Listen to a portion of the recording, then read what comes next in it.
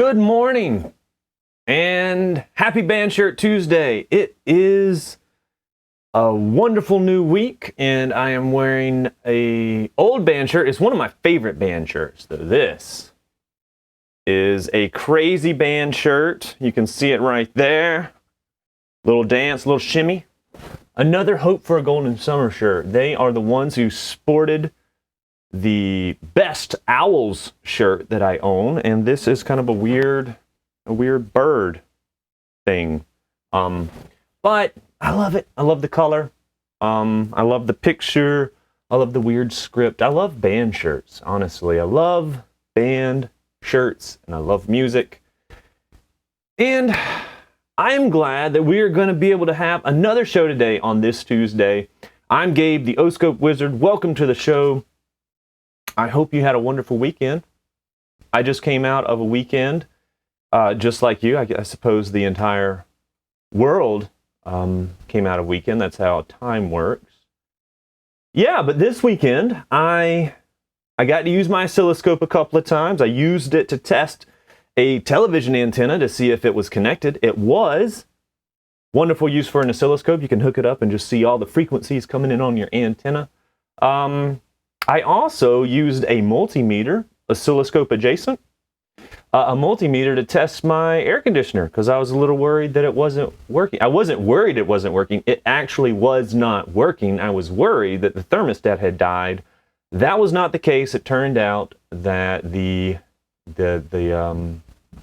little cutoff switch in your drain pan had turned the air conditioner off. Thank you for the cutoff switch, because without that cutoff switch, the drain pan would overflow and you would have a flood on your hands, which is way worse than a not working air conditioner. So, little work with the multimeter, was able to diagnose the problem, went upstairs to the attic, emptied the drain pan. We are good to go. Also, it was a big weekend. It was a big weekend. Also, this weekend, I tackled a car audio project. I haven't done car audio since I was a kid, really. Well, early 20s. In college, you know, when you're deep into the subwoofers and trying to have the most powerful amplifier that you can, and you're dealing with these giant, huge automotive capacitors so that your lights don't dim when that huge 808 thump hits. It's not quite that, but I got a new to me car that had an older audio system that didn't have things like CarPlay, Bluetooth audio, any sort of USB jacks. So over the weekend I started the project of yanking out that stuff out of all that dash. I'd forgotten how frustrating plastic clips can be. And I only lost 2 screws to the abyss, which is really anything in the car. When you're working in a car, you are going to lose at least a few screws to the abyss. And as soon as the screw comes out of its little hole and it falls down, it goes into another dimension. So don't even bother with looking for that screw. That screw has left this dimension. You can look as much as you want, pull as many panels off as you want. You are better off getting a new screw because, like I said, that's a wormhole. That's a wormhole. When screws fall out, they go into wormholes. Actually, that is universal, in fact. If you are working with something that has a very hard to get screw and you pull it out and drop that screw, it goes into another dimension. You will never see that screw again. Yeah, that's what I did this weekend. Hopefully you had a good weekend. Let me know in the comments. Let me know in the chat if you're had anything cool happen to you, or you have any questions. We just finished up our last quest, and our last quest was quite a doozy. We built an amplifier from scratch. We learned quite a few things, and I think it's time to start something a little bit new. So I'm going to show you what I plan on doing. Lately, we've all been having to wear masks, and masks are pretty cool, but they do have some downsides. So one of the upsides, actually, is I spit a lot when I talk. So I consider this an upgrade. I'm human 2.0 now. I can spit as much as I want, and the mask keeps it all in. A downside I didn't realize how bad my breath stinks. It is atrocious most of the time. In fact, I can just have brushed my teeth and it smells like a dead man is living in there. Also, when you have a mask on, it can be a little hard to hear. It can be a little hard to hear the words. And that is the idea I had. What if, when you're wearing a mask, there was some kind of a microphone near the mask that listened to what you said and displayed the text across your chest, or maybe across your forehead, or maybe across the mask? I want to build real-life IRL closed captioning. So when you're hanging out with your friends and you're trying to talk and you're like, what did you say? Did you say you don't like football anymore? And he's like, I love football, but you can't hear him or her. Maybe the closed captioning will help. It's sort of like when I'm watching my British dramas. I watch a ton of period dramas on Netflix, and I can't understand what they're saying, despite the fact that we are both speaking the same language, presumably. They have an accent that is a bit foreign to my ears, and so in order to understand, I need to turn on the closed captioning. I am going to try to implement that in real life. It makes you hear so much better. So that's what we're going to do. Let's get into it. I have my timer. We're going to go over what I've got, how we're going to start. In fact, what I should do is, let's see, I think I can show an agenda. Let's type in the agenda, what we're going to do. Let's build IRL closed captioning to help us hear better. I feel like, I know it doesn't actually help you hear better, but let's build IRL closed captioning to help us hear better. That's the joke of the house with me and Mrs. Oscilloscope Wizard. We're like, I can't hear that. Turn on the closed captioning, and suddenly you can hear so much better. It's weird. It's weird. Am I right? Am I right? Let's open up. Let's start the timer, 20 minutes, and go into what I have for the quest. So I have my handy dandy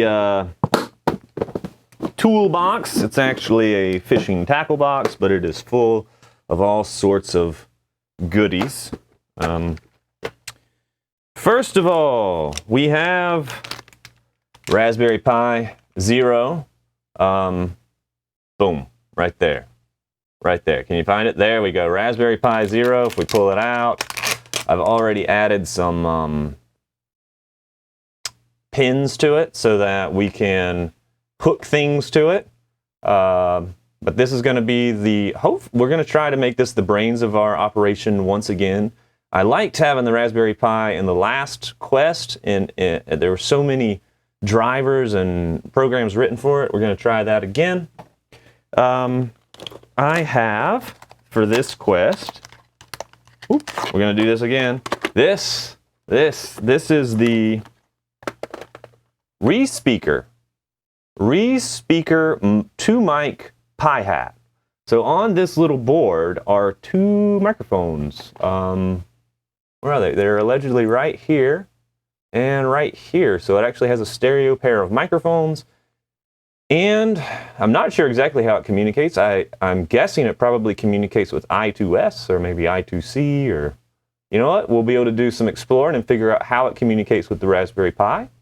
We're going to use that, hopefully, as our audio input. We'll see. You know how things evolve as you start a quest. The other thing I have, a battery. I bought a battery this time because, you know, you can't really have closed captioning IRL and drag a huge power supply along with you. So this will be our power supply, and it is a 1600 milliamp hour battery. I'm curious to see how long this little guy can power our whole system. And then the other big thing that I have, let's back up, find me again, there we go. The interface that we will be powering are this huge strip of NeoPixels. I really like the NeoPixels from our last Quest. It was just a really cool way to get a user interface out. And this is a whole bunch of NeoPixels. It's 256 NeoPixels, an 8x32 strip. And of course, one strip's not good enough. I wasn't, when I bought these, I was not entirely certain how big they are, but now I have two strips. Two of these huge strips. I think that's big enough to, well, it might be a little too big. We might start with these huge NeoPixels and get it working, and then maybe explore some smaller options, There you go. That's what the NeoPixels look like. They're pretty cool. But that's all our stuff. That is all our stuff for the new Quest, the new journey. I don't want to do a quest. I love quests, but maybe this will be our journey to IRL Closed Captioning. Where should we start? Well, when I was thinking about where to begin, I thought we should begin at the beginning. The beginning being, let's get some of this stuff powered up and figure out how much current. I was really curious, like, how much current do all these NeoPixels draw? Because it's a lot of NeoPixels. It is 256 plus 256, that is 512 NeoPixels. When you turn all of those on, I didn't know how long our little battery would last, Maybe I have no idea. We got to begin somewhere, so a good place to begin when you're dealing with electronics is just turning everything on and making sure it doesn't blow up. In the background, I've my multimeter so I can make some measurements. Let's get out a couple of more accessories to make my connections. I have tried to make my life a little bit easier for this go round. I've gotten a breakout board so the GPIO is broken out onto a breadboard to hopefully make my connections a little bit easier. So you get a ribbon cable, you can connect it to the GPIO of your Raspberry Pi, and presumably make some measurements. So it'll be a little bit easier. It's kind of the same idea as the breakout board, which I will continue to use. These are my favorite little breakout boards, these little right angle breakout boards that have the GPIO that goes straight up and then another GPIO that comes out at a right angle. I love these little guys. But to make things easier when we begin, I will start with this. The classic breadboard. I've used this breadboard for years and years and years. Lots of years. I need to plug it in. Let us plug the breadboard in.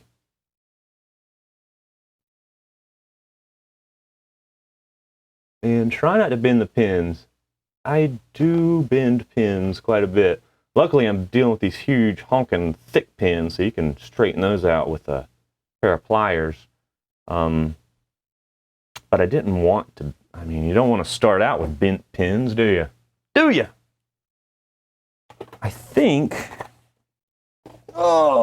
in my case, I already have, yes, I already have my USB adapter so that I can easily power my Raspberry Pi with this little connector. And somewhere in here, I probably have a USB power brick, I suspect. Somewhere. Oh, I do. Right here. This giant, huge thing. We'll use this USB power brick. How much current will this supply? Oh, 2 amps, 5 volts, 2 amps. Can you see that? Yeah, you can't see that. It's writing is kind of crazy. Will it even? Oh, almost. Nah. You have to trust me. 5 volts, 2 amps. I mean, I can barely see it with my eyes, and I am in the same room as it. That is a weird color scheme. Let us connect it here, and then I'm going to plug it in the back.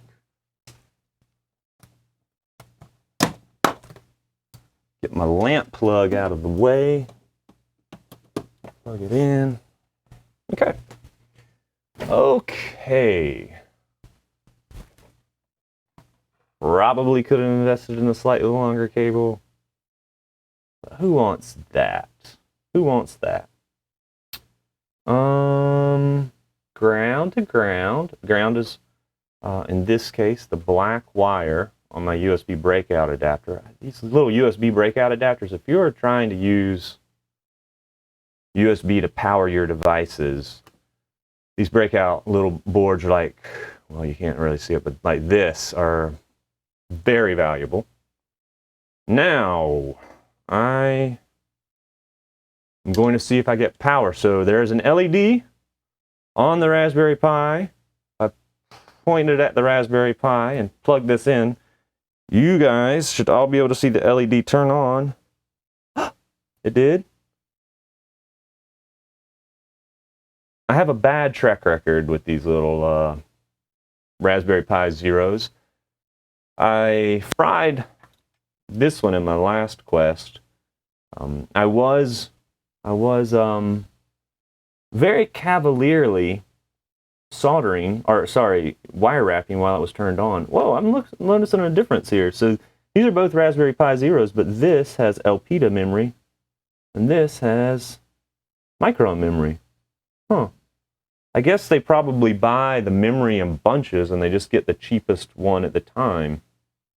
Are there any other differences while this is booting up?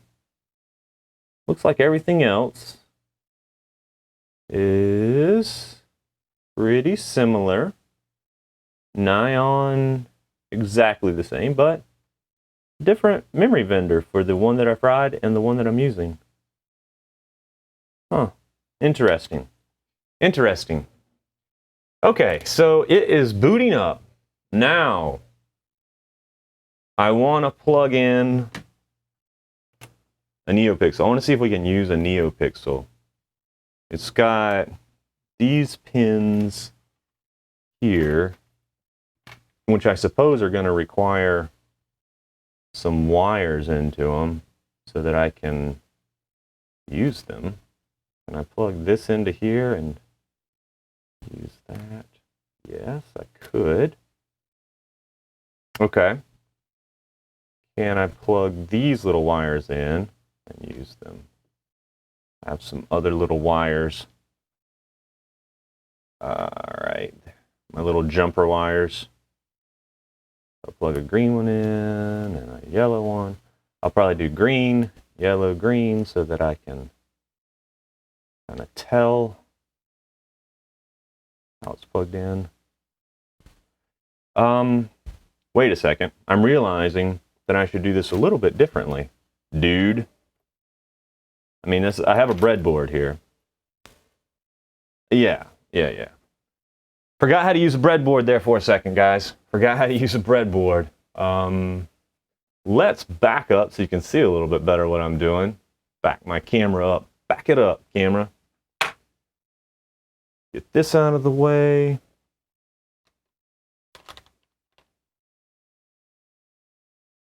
Batteries out of the way. Plugging the NeoPixel in. We'll make green ground, so I got a green wire. That'll be the ground for my NeoPixel. I have I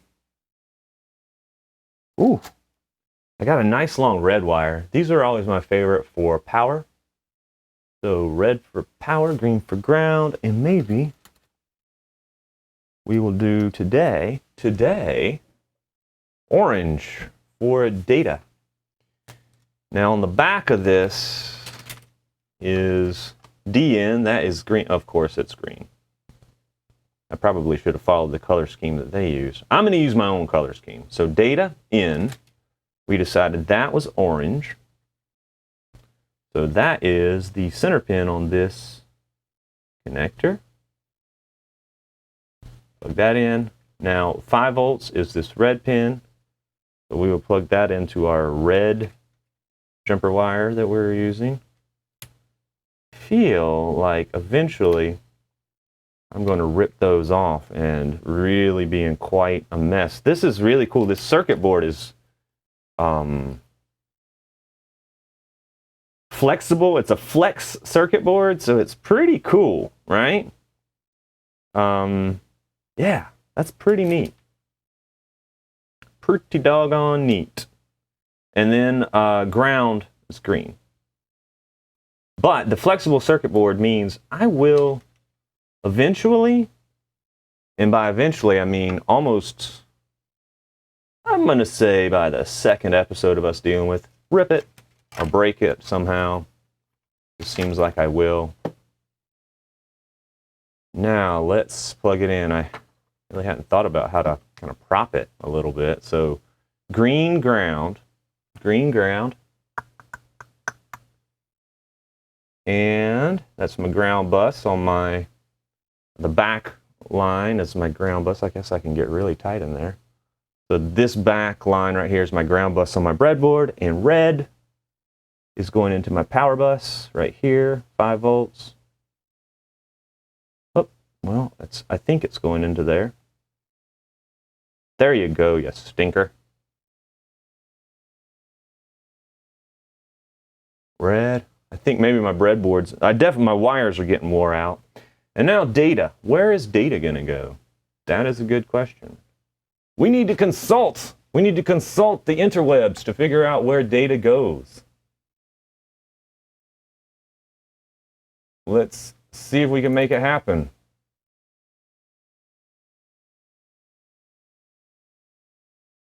We can make it happen. There we are. Here we go. Da-da-da! NeoPixel Raspberry Pi wiring. Wiring the NeoPixels to work with the Raspberry Pi is quite simple. I mean, we did it on the last episode, and on the last episode, you see it's right here. Bold, NeoPixels must be connected to GPIO 10, GPIO 12, GPIO 18, or GPIO 21 to work. GPIO 18 is the standard pin. On the last episode, we used GPIO 12 because GPIO 18 was part of, I think it was part of the I2S bus. And since I'm using the microphone, I suspect I'm going to be running into the same trouble. So maybe I'll use GPIO 12 again. So let's get that connected. GPIO 12 over here, GPIO 12. Let's see if we can figure out which one GPIO 12 is. GPIO. What is space 0 and space 1? What in the world? GPIO 12. Ah, it's got the alternative markings over here. This is my first time using this little breakout. There it is, GPIO 12, right there. I see it. You probably, can you see it? Maybe. My very low resolution camera is trying to pick it up. GPIO 12. Ooh.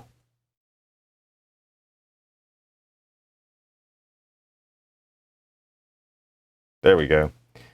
GPIO 12. I had to get a different angle so I could see it. Yeah, everything's plugged in. Everything is plugged in. We are at a good start here. Good start. Good start. I've got the NeoPixels plugged in. The Raspberry Pi is plugged in, powered on. Can we turn the NeoPixels on? Can we do that? Let us see. Let us see what the next step is. So the instructions do warn that the Raspberry Pi may require level shifting. On our last project, it did not require level shifting. And what it is saying is the NeoPixels run at 5 volts. The Raspberry Pi's GPIO works at 3.3 volts. And there is a chance that the Raspberry Pi's GPIO will not have a high enough voltage to trip the logic in the NeoPixel. I suppose it depends on which NeoPixel you're using. The little NeoPixel that I used on the last episode, or the last quest, did not require a level shifter, so let's give it a go and see if it works. I need to install some things on my Raspberry Pi. Let's bring up my terminal. Try to log into my Raspberry Pi. Raspberry Pi. Wait a second. No. The password, the default password is not Raspberry Pi. It is Raspberry. Raspberry? Where'd that P go in Raspberry?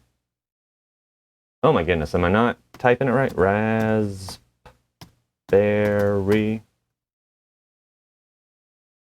There we go. I'm just not typing raspberry.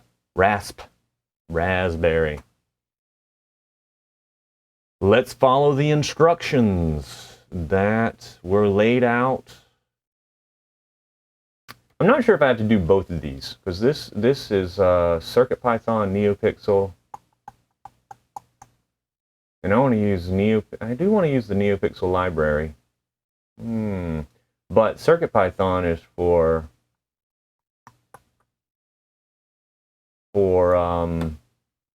I think for a different install. I think that's for an Arduino. I'm going to just follow the instructions. This is what I did last time. It worked. Follow the instructions. I have learned. I don't know enough about how it works to make changes. What? Hold on. Pip 3 is not installed. It needs Python 3. Is my Raspberry Pi not going to be able to do this? How do you check the Python version? How does one check Python version? Oh, by the way, here's the NeoPixel I bought. This is the listing. I had it open so that it could remind me that the NeoPixel that I bought was the 8x32 version that has 256 pixels. You need to tell the Raspberry Pi how many. Oh my gosh. Hold on. 5 minutes remaining. 5 minutes left. We're going to try to check the Python version on my Raspberry Pi and install that stuff in 5 minutes. Can we do it? You know what I'm going to do this time? Let's set this to 5 minutes, because I'm never respecting that 5 minutes. We're just going to respect it, and when that thing goes off, we will be done. Okay. Raspberry Pi Python version check. Oh, there you go. What version of Python is installed? You can check the Python version using Python -- version. Let's do that. Okay, Python -- version 2.76. Python 3 -- version 3.7. 3.7.3. Pip 3 not in. Well, okay. So the right version of Python is installed, but Raspberry Pi. I want to make sure that I don't install the wrong version to the wrong version of Python.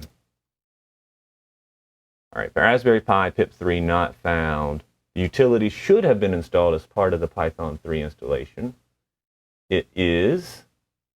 You can also install Python 3 in Pip 3 by sudo apt-get install Python. Oh, there we go.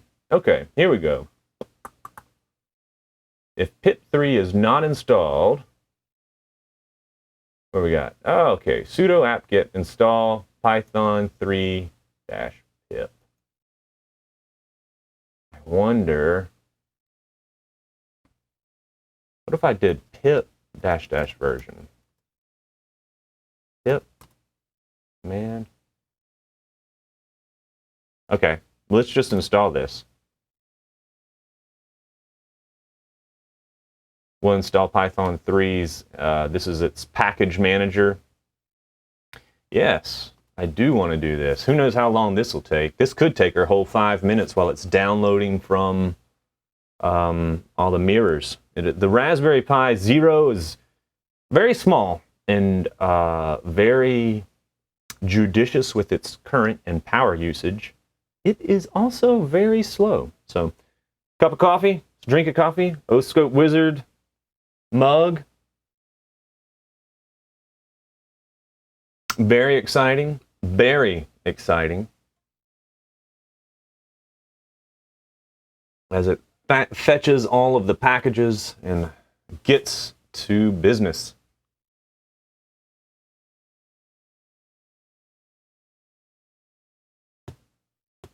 This is actually one of my favorite parts of these projects. You don't generally see this part on camera.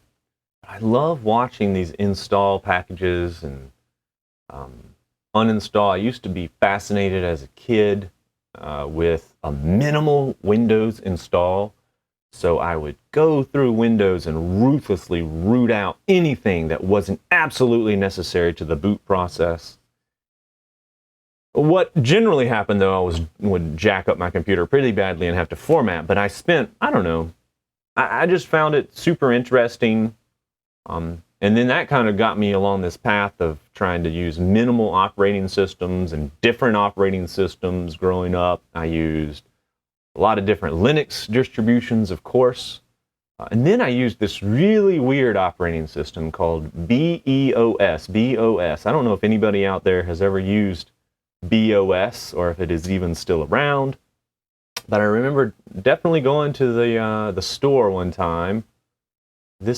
I think this was in college. So I'm spending college money, which was very hard to come by. So I was spending my hard-earned, hard-procured college money on this operating system, and I remember it when you use a non-traditional, non-mainstream operating system, you are on your own. A lot of times when you were using Linux back in those days, you were definitely on your own. And BEOS only puts you further on your own. Okay, so pip 3 should be installed. Let's hit this. And?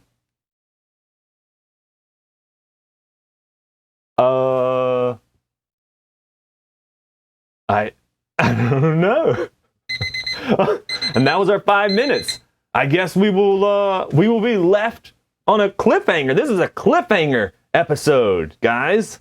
This is like I hit the button and we'll find out. It's going. It is going. If we go back real quick, it is going. So when you join me again on Baby Friday, we will have our NeoPixel library installed onto our Raspberry Pi. We're going to turn that NeoPixel on. We're going to measure some current, and eventually we'll probably start displaying words on the NeoPixel. I don't know all the nerds in the world, but I would love to meet them. So please share this with a nerd in your life. And if you haven't checked out my Sonos style, well, let me say the whole thing. My DIY Sonos style Raspberry Pi based amplifier video. Please check it out. Share it with a friend. I'm really proud of that one. Well, not so much the video, but I'm really proud of the amplifier that we made together with all of your wonderful suggestions. And I hope I get some great suggestions on this new journey we're taking. We're going to make some IRL closed captioning happen. I'm excited to try it. I will see you guys on Baby Friday. Bye.